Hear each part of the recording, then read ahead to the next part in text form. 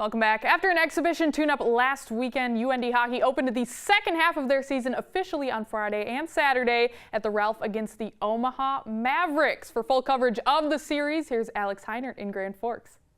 Thanks, Kelly. Yes, North Dakota didn't face much resistance in their tune-up victory against the U.S. National Development Team last Saturday.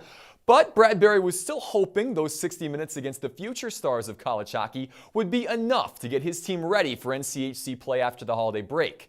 As we'd find out, though, this weekend, it sometimes takes more than an exhibition to fully shake off the rust. To the Ralph we go on Friday night, a chilly night outside as it was across much of the United States. North Dakota trying to get back on a roll after finishing the first half strong, facing an Omaha team that was fresh off a sweep of Union this past weekend. Things would start off okay for the Fighting Hawks. Grant Mismass a decent chance here in the slot. Evan Weniger with the save to keep it scoreless early in the first. Omaha would have the best of the chances in that first period. However, David Pope on the breakaway here beats Johnson, but rings the pipe 5 minutes in. Cam Johnson happy to see that one go past his net. Things, though, would get worse in the first period for North Dakota. Christian Wolanin called for a hold here 7 minutes in, gets sent to the box for a 10-minute misconduct penalty as well. So UND missing their star defenseman for much of the first period, and the Mavs would take advantage. Nice move by Fredrik Olofsson. Maybe Zach Jordan, a little bit of interference there on the UND defenseman, but Olofsson able to beat Cam. 5th goal of the season for the sophomore forward. It's 1-0 Mavericks midway through the first. UND would get one back, however, tail into the first period. Shane Gersich on the breakaway, pulled down from behind by Grant Gallo. Penalty shot called, the rare penalty shot, but an obvious call here. Gersich fresh in on goal, Gallo the hook. So a chance for Shane to level things up for UND with 2:37 left, and he beats Weniger 5-hole. Great penalty shot by Shane, his 6th goal of the season, tied now for the team lead. Watch it again. Gersich says he loves going 5-hole, patiently waits, and then beats Weniger through the wickets. So 1-1 after the first. That would be about as good as it would get for North Dakota, however. Omaha on the power play in the second. Shot put on net by Zach Jordan. Luke Nogard in front, able to bang home the rebound between the legs of Cam. Watch it again. Johnson again, not happy with that effort. His team, by the way, outshot Omaha 20-7 in this period, but a couple of power plays able to give the Mavericks the advantage. 2-1 up here. Couple of minutes later, another power play for the Mavericks, and David Pope able to beat Johnson on the one-timer. 12th of the season now for Pope, 3rd best in terms of goal scoring in the NCHC this year. On to the third period, Omaha up 3-1, a 2-on-1 break. Zach Jordan just takes it himself, beating Johnson glove high this time to make it 4-1, and that would be the final in this one. Omaha able to pull off a win on the road against UND. They hand the Fighting Hawks the 4-1 defeat, their 2nd consecutive win at the Ralph dating back to last season. UND would outshoot the Mavericks by 16. They'd win the face-off battle. But this was just a comprehensive win from start to finish for the visitors, no matter how you slice it. I thought we got outworked in a few different areas, sloppy in the neutral zone, and on the PK we were undisciplined, and that cost us a few goals there. And I thought our mindset's got to be better coming into games. You got to be dialed in right away. And it's going to take every one of us, as cheesy as it sounds, from our goalie out. We all got to just take that step. We all got to be a half step better. And just playing the right way mentally and physically. We just got to keep grinding our way, because that's how we're going to get out of this thing. As you would expect, Bradbury making several changes to the lineup for Game 2 against the Mavericks. The biggest name into the lineup, Peter Thome, replacing Cam Johnson. First start for the freshman from Minneapolis since the end of November. And he would be good in this game. He would prove the confidence worthy as he gets sent into the fire. Mavericks had a couple of good chances early in the first period.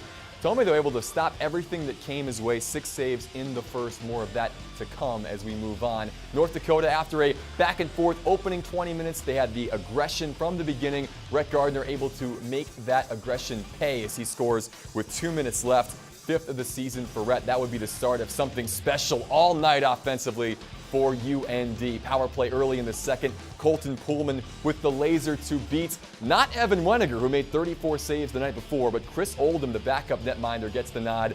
And it would be a lot of that for number 33 in goal here in Game 2. 2-0 at that point.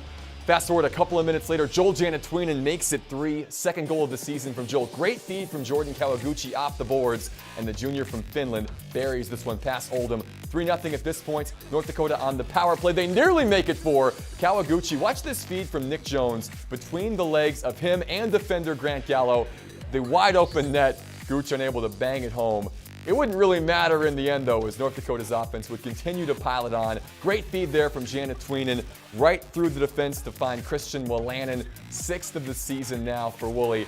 Look at that feed again, right between the defense. Wolanin does the rest to beat Oldham 4-0 after that 3-goal second period. And North Dakota was really just getting started. Watch that feed. Gersich to Austin Pagansky in front. The captain able to knock that one home. 5th of the year for Austin.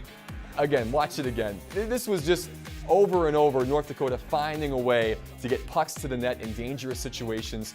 And again, they were just getting started. Andrew Pesky up from defense, a shot on goal, takes a couple of deflections at the top of the crease. It eventually finds its way past Chris Oldham. You see how excited the boys are for the sophomore defenseman. First career goal for Pesky in 49 games.